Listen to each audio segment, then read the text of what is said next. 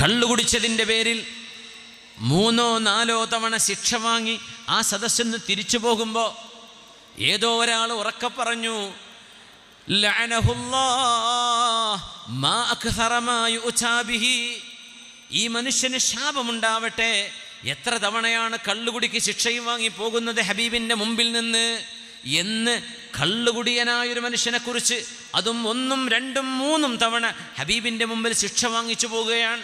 കാരണം അവർ കുടിച്ച് നടന്നിരുന്നൊരു കാലഘട്ടത്തിൽ നിന്ന് ദീനിലേക്ക് വന്നവരാണ്. അപ്പോൾ ഒരു പക്ഷേ ആ സന്ദർഭത്തിൽ അവർക്ക് ആ ദുശ്ശീലം ഒഴിവാക്കാൻ പ്രയാസമായിട്ടുണ്ട് ചില ആളുകൾക്ക്.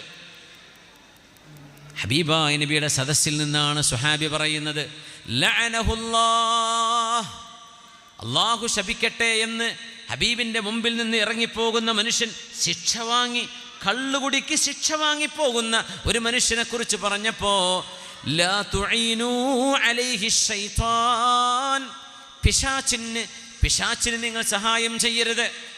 അല്ലാഹു ശപിക്കട്ടെ എന്ന് പറഞ്ഞാൽ, അല്ല കൈവിട്ടാൽ ആരാണ് പിന്നെ ഈ മനുഷ്യനെ തട്ടിയെടുക്കുന്നത്? പിശാചല്ലയോ? ഈ മനുഷ്യനെ പിശാച് കൊണ്ടുപോകട്ടെ എന്നല്ലയോ നിങ്ങൾ പറയുന്നത്? ഒരു മനുഷ്യനെ കുറിച്ച് നിങ്ങൾ പറയുകയാണോ, വമാ അഅലമു, ആ മനുഷ്യനെ കുറിച്ച് ഞാൻ അറിയുന്നത്, അന്നഹു യുഹിബ്ബുല്ലാഹ വറസൂലഹു, മദ്യപാനത്തിൻ്റെ ഒരു അസുഖം അയാൾക്കുണ്ടെന്നത് ശരി തന്നെയാണ്. എന്നാലും അയാളുടെ മനസ്സിനുള്ളിൽ അള്ളാഹുവിനോടും റസൂലിനോടും സ്നേഹമുള്ള ആളാണ് ആ മനുഷ്യനെന്ന് അടികൊണ്ടു പോകുന്ന മനുഷ്യനെക്കുറിച്ച് ഹബീബായ റസൂലുള്ളാഹി സ്വല്ലല്ലാഹു അലൈഹി വസല്ലം തങ്ങൾ പറയുന്നത് സ്വഹീഹായ പ്രബലമായ ഹദീസാണ്. സ്നേഹത്തിന് ഹബീബ് കൊടുത്ത വിലയാണത്. ആ മനുഷ്യൻ തെറ്റ് ചെയ്തിട്ടുണ്ട്, ആ മനുഷ്യനെ ശിക്ഷിച്ചിട്ടുണ്ട്, ഹദ്ദടിച്ചിട്ടുണ്ട്. എന്നാലും ആ മനുഷ്യനെക്കുറിച്ച് എനിക്കറിയുന്നത്, വമാ അഅലമു അല്ലദീ അഅലമു എന്നർത്ഥം, ആ മനുഷ്യനെക്കുറിച്ച് ഞാൻ അറിയുന്നത്, അന്നഹു യുഹിബ്ബുല്ലാഹ വറസൂലഹു, ഖൽബിൻ്റെ ഉള്ളിൽ അദ്ദേഹത്തിന് അള്ളാഹുവിനോടും റസൂലിനോടും ഹുബ്ബുണ്ട്. ചിലരൊക്കെ പറയില്ലേ, റബീഉൽ അവ്വൽ ഇങ്ങനെ ആവേശം കാണിച്ചിട്ട് മാത്രം എന്താ കാര്യം? കാര്യമുണ്ട്. അതിനുവേണ്ടി ഒരു ആവേശം. ഹബീബായ തങ്ങളുടെ മഹബ്ബത്ത് കാണിക്കുന്നു. ചെയ്തു പോകുന്ന തെറ്റുകൾ തന്നെ. മാപ്പ് ചോദിച്ചില്ലെങ്കിൽ, തൗബ അള്ളാഹു സ്വീകരിച്ചില്ലെങ്കിൽ ശിക്ഷ വാങ്ങിക്കേണ്ടി വരും.